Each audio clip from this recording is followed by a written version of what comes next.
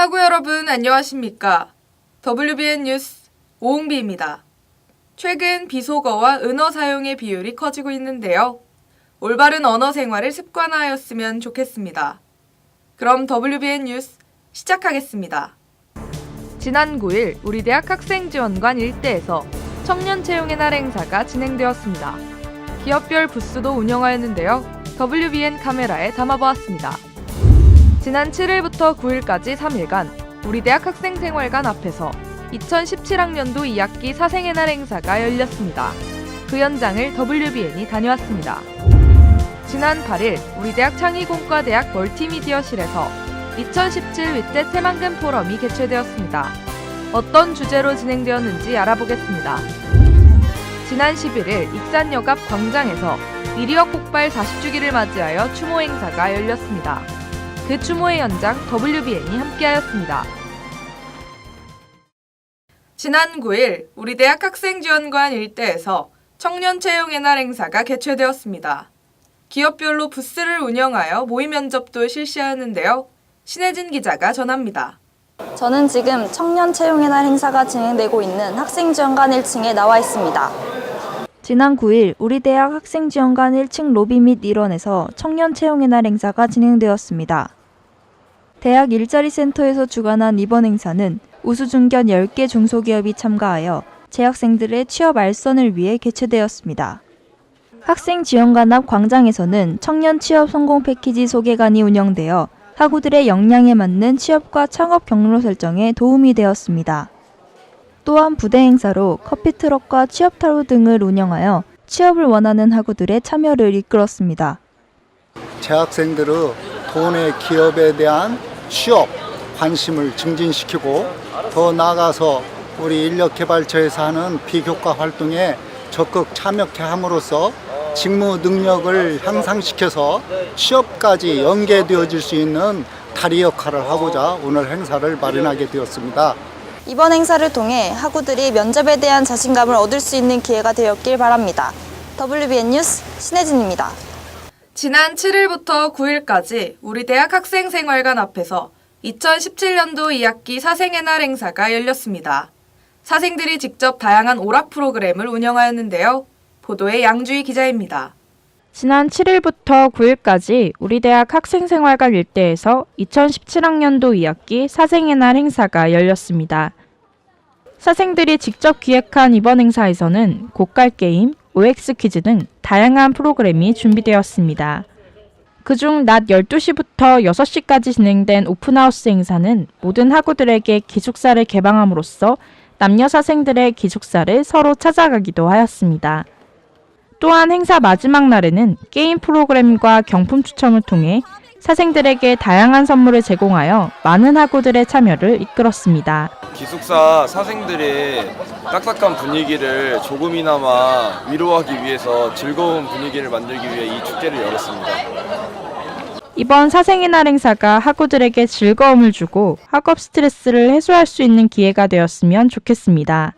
WBN 뉴스 양주입니다. 지난 8일 우리 대학 창의공과대학 멀티미디어실에서 2017 윗셋 새만금 포럼이 열렸습니다. 4차 산업에 대한 발표로 이루어졌는데요. 자세한 소식 류혜인 기자입니다. 지난 8일 우리 대학 창의공과대학 1층 멀티미디어실에서 2017 윗셋 새만금 포럼이 개최되었습니다.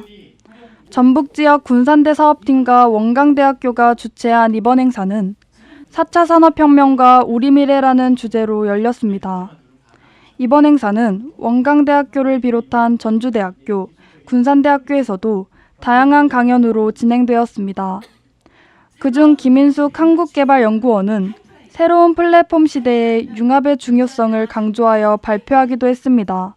그래서 오늘은 그 전반적인 4차 산업혁명과 그다음에 이 요즘 그 이공계 학문 분야의 트렌드에 대해서 좀 알고자 하는 그런 취지에서 이 새만금 포럼을 기획하게 됐고 학교를 돌아가면서 지금 포럼이 이루어지고 있는데 오늘은 원광대학에서 사실은 그 자리를 가졌습니다. 그래서 학생들이 참여하고 기본적인 소양에 대한 그런 기반들을 다지고 하는 시간이었기 때문에 의의가 있다고 생각을 합니다. 이번 행사를 통해 4차 산업혁명에 유연한 대처를 할 수 있는 계기가 되었으면 좋겠습니다. WBN 뉴스 류예인입니다. 지난 11일 익산역 앞 광장에서 이리역 폭발사고 40주기 추모 행사가 열렸습니다. 추모식과 추모 공연으로 진행되었는데요. 보도에 장재혁 기자입니다.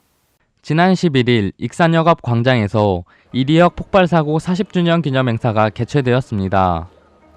익산시와 코레일이 주관한 이번 행사에서는 희생자를 추모하는 한편 아픔을 딛고 새로운 미래로 도약하기 위한 의지를 다지기 위해 열렸습니다.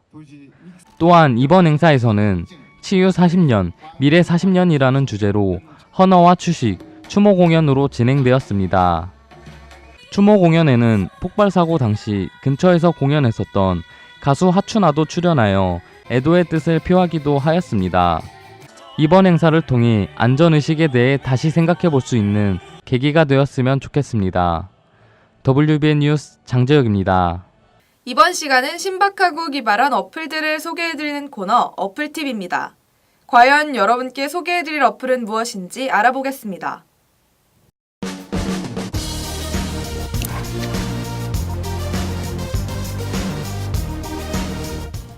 안녕하세요. 이번 주 어플팁 MC를 맡은 신문방송학과 2학년 김남수라고 합니다. 이번 주 제가 소개해드릴 어플은 응급의료 정보 제공이라는 어플입니다.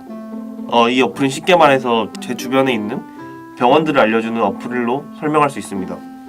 먼저 메뉴를 보시면 명절 의료 응급의료기관도 알려주고 각종 응급처치 요령, 그 다음에 심폐소생술하는 법 등 실생활에서 유용한 방법들을 알려주는 어플입니다.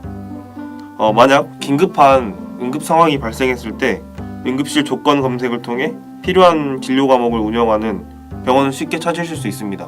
그 지역별 민간 구급차 현황 정보들도 쉽게 확인할 수 있는데요. 그 다음에 이거에 확인하는 거에 그치지 않고 여기 전화번호랑 자세히 나와 있기 때문에 쉽게 한눈에 알아보기 참 정말 좋은 것 같습니다. 병원뿐만 아니라 약국에 대한 기본적인 정보들도 나와 있어서 참 좋은 것 같습니다. 이렇게 해서 응급의료 어플에 대해서 알아봤는데 저의 별점은 5점 만점 중에서 4.5점입니다. 그 이유는 병원과 약국의 위치를 한눈에 알아볼 수 있어서 편리할 것 같고 이 어플이 있다면은 만약에 새벽에 긴급한 상황에서도 당황하지 않고 실시간으로 병원을 검색해서 응급실을 갈 수 있는 아주 좋은 어플인 것 같습니다. 지금까지 어플팁 MC를 맡은 김남수였습니다. 시청해주셔서 감사합니다.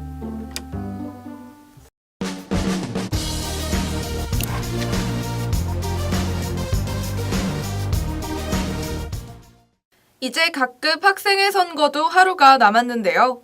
학우 여러분의 투표권을 올바르게 행사하시기 바랍니다. 시청해주셔서 감사합니다.